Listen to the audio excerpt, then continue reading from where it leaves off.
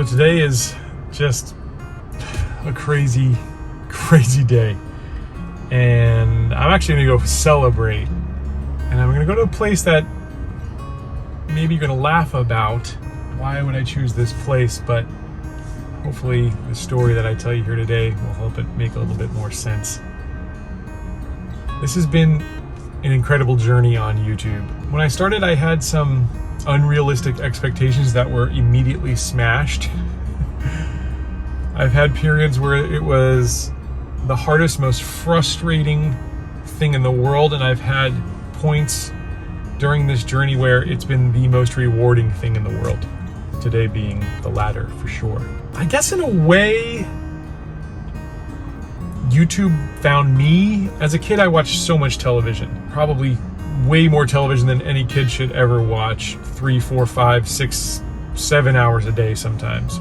And I would kind of imagine myself at points like being on TV, which was weird because, you know, I had no aspirations to be an actor or anything like that, but almost like there was a crowd watching me or something. I don't even know how to explain it. It wasn't like an egotistical thing, and it's not even something I really wanted, but it was this weird kind of experience I would have as a kid. When I got into my high school years, I found video in some ways with my friends, and we'd make these really funny, wacky videos. People loved them, but it was just an outlet for creativity, and I've always been, first and foremost, a creator. I loved art, I loved design. Later in my life, I became a graphic designer, in fact. I went to American University in Washington, D.C. because my uncle had a friend who worked at CNN in Washington, D.C., and I thought, well, it'd be kind of cool to work in the news world, maybe be in front of the camera, maybe be behind the camera, I don't know. When I got to college, we had this closed circuit television called ATV for American University, and I remember learning how to edit with a guy named Killer Kowalski, huge guy. I was scared of him, but he was the nicest guy in the world. And that guy like showed me the ropes, and it was an amazing experience, just kind of learning how to edit tape to tape. This was before digital editing, before computers. In fact, I was in college as that transition happened, so I learned first on VHS, tape to tape, scrolling with a wheel, finding an in point and out point, and then another in point on the tape that I wanted to start it or end it at, and that's how you edited video. Then along came Final Cut Pro. Apple was the most incredible piece of technology that I'd ever seen. The iMac, the first ever iMac. I learned how to edit. I subsequently changed my major from journalism to film and television as my focus in the School of Communications at AU, and just fell in love with the filmmaking process. When I got out of college, I worked on independent films and documentaries, never in front of the camera. I was always behind the camera. I was very shy. I don't think I'm very good on camera naturally. This is what you see now is a learned skill, and it takes a lot of good editing, thanks to my editor RJ in the Philippines, who makes me look halfway intelligent when I'm speaking. But I was never a in front of the camera person. I was always a behind the camera person. So I worked as a cameraman or assistant cameraman, a sound guy, a cable guy, a lighting guy on these films. Then I eventually started to work for marketing agencies, and I was doing a lot of video editing, which I really loved video editing. It was just a good skill set that I learned at college and I was good at, I thought. Well, I eventually got out of the film world. I went into the marketing and graphic design world to help my dad with the business he was working in. And that was the way that I could best, use my creative skills. And I learned graphic design kind of on my own, taught myself basically. But because I knew video editing programs, it came a little easier. I worked at a print shop for a few years after that, and then I eventually started my own graphic design and marketing business. So I'd left film for almost 10, 15 years before a friend of mine, Chris, said, you really should start a YouTube channel. You're doing some incredible things, going around the world, doing your normal business. You should show people another side of you. And so that's why I started Let's Play Through. And from where we started to where we ended, completely different. And a lot of that has to do with where I'm going. Wow, that guy's got a very loud truck. I think they're racing next to me. Where the channel started to where it ended, completely different trajectory than I would have ever guessed. Like I said, I had some big dreams It was originally going to be a travel show. It was going to be big production, Anthony Bourdain style. We were going to travel the world, do all these cool things. And I kind of got kicked in the teeth by YouTube in the beginning. It took me so long just to get 1,000 subscribers and get my channel monetized. Almost, I think, a year and a half, was it? A long time. And then something amazing happened. So I was doing this travel channel. I went to a course out in Oman because I was speaking at a conference for my other business, the marketing business.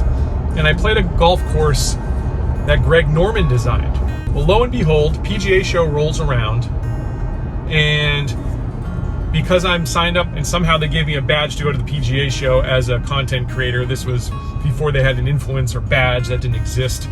I actually had a little podcast called Private Club Radio, and that's how I got myself in the door to get on the media list. And Garmin got a hold of all the people in the media list, said Greg Norman's going to be presenting on the Garmin S62 brand new golf smartwatch.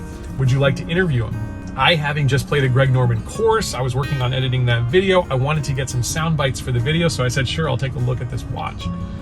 And I'll get to meet Greg Norman and ask him about the club. So I did that. I had 5-10 minutes with Greg Norman at the PGA show. I asked him about the Garmin S62, which again, I wasn't all that interested in at the time. And I also asked him the questions I wanted about his golf club in Oman. And crazy enough, I've been doing all these travel videos on YouTube, like I said, getting kicked in the teeth, going pretty much nowhere. All of a sudden, I release a video on the S62 just to kind of appease Garmin and justify the reason I was there. And that video shot up.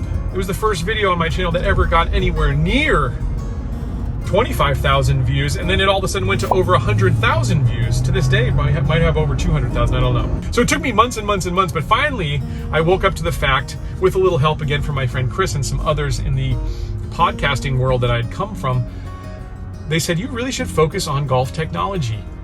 And I started doing more and more golf tech videos until the point where I did no more travel videos, I was only doing golf tech videos. Early on, I got some help from playbetter.com. At like 7,000 subscribers, they had seen that S62 video, and they decided to take a chance on this little tiny micro influencer to help promote some of the technology offerings that they had in the golf world. So I was the first ever influencer they hired. We didn't know what we were doing. We were spitballing as we went. We came up with a plan.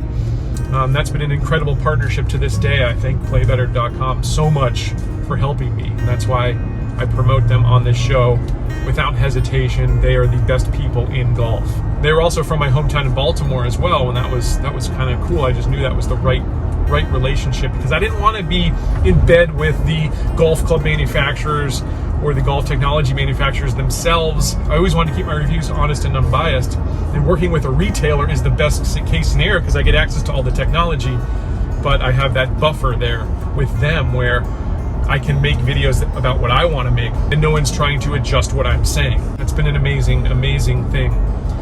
But it was still a grind. YouTube was a total grind until I made probably the easiest video I've ever made on this channel, even today. It took me all of about a half an hour to film with my family. I literally went shopping at Costco, and it took me about 2 hours to edit that video. That video blew up. Again, that series of videos, well over 1 million views. Costco has always been an amazing performer on this channel in terms of view counts and in terms of finding new subscribers and people finding this channel for the first time. So Costco means the world to me as well for that reason. I, again, have no direct contact with Costco. I am just a fanboy. And luckily, there's a lot of other fanboys, you might be one of those, who enjoy golf clubs that are as good as anything for the prices that us mere mortals can afford. So I've loved Costco, and those videos really catapulted my channel over the 25,000 subscriber mark, and really was the first time I could say that people ask me what I do, and I say, yes, I'm a YouTuber. So I owe a lot to Costco for sure. So there's been some amazing, rewarding moments on this show. People ask what's my favorite episode I've ever done. It's got to be the one where I was able to surprise my dad on Father's Day. I flew out and surprised him with a set of golf clubs, and that was the best. That's what made what I do completely worth it. Or the times I've spent out with my son, the times they've appeared in these videos, or we've played golf together, shooting some content for the show together. That's the best. I love those. I love every episode, but I love those the most. They're the most meaningful to me. There's so many people I got to thank. I want to thank the folks that have worked on this show in some way, shape, or form over the years.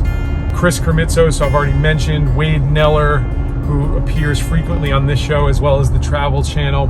Pat Faraday, an original OG. Alex Wadsworth, who again was a huge encouragement and teacher to me in the early days of getting this YouTube channel started. Thank you, Alex. Richard Hibaha, RJ, my editor. Eric Lecuyer, my agent. Neil Galarte, who has helped in the production of this show. So many folks, and not enough time to thank all of them. The person I probably have to thank the most in the world is my wife, Anna Aloisi, who has supported me through this entire crazy journey. I remember in July of 2020, laying in bed next to my wife, looking up in the air, knowing my business was gone, and saying, I think I'm gonna start going full-time on YouTube. Would you support me? And she did. So thank you, Anita, for that constant support. You've been my rock. I couldn't have done it without you. And again, thank you to all of you who watch these videos, because if you're not watching, this channel doesn't exist. This has been the most meaningful achievement in my life. I'm just filled with gratitude that you were here along for the ride. Today we mark 100,000 subscribers, and it's overwhelming to me that that many people tune in to watch this mere mortal. I'm not a professional. I've become a good golfer, I think, over the course of doing this show, but I certainly didn't start out that way. I still don't hit the ball that far, but it resonates with you, and I just thank you for being there. And for all the folks, I could name so many, especially our channel members, guys like Thomas Cofield, David Branch, who started watching the videos back in the Travel Channel days. I could go on and on about the list. Just an amazing group of people. I feel like I literally have friends out there in the world, all over the world. Scotland, Canada, Australia, Thailand, the UK. John Cooper, you're another one of those people. Stu in Arizona, who's literally helped this show by supplying clubs for me to test. The list could literally go on. It will go on. I'm gonna put a bunch of thank yous down in the comments. You're gonna find them. But thank you, even if you found this channel later on down the road, maybe you subscribed because of one of our contests, for whatever brought you here, thank you. There's a lot more to come, for sure. We were able to launch the beginnings of a brand new golf brand with the Mere Mortal, that putter we put out earlier this year. It sold out thanks to you guys. We sold the first 100 limited edition. I'm not gonna make any more of these putters, so that was it. But we will be making irons, wedge sets, more things coming here in 2025. It's gonna be a crazy ride, and again, it's because of you watching these videos. So I cannot thank you enough for giving me a completely new job, a completely new career, a completely new life's goal. I'm realizing a dream here again, that as a kid, is kind of where it started, and the whole thing's been leading up to this point. And I finally, for the first time, don't have that chip on my shoulder. I feel like I accomplished something, and I thank you. Now I'm gonna eat a Costco hot dog.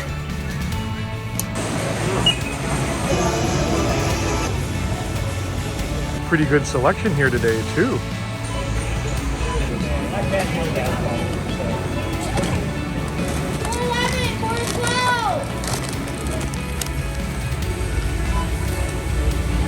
A 100,000 dog.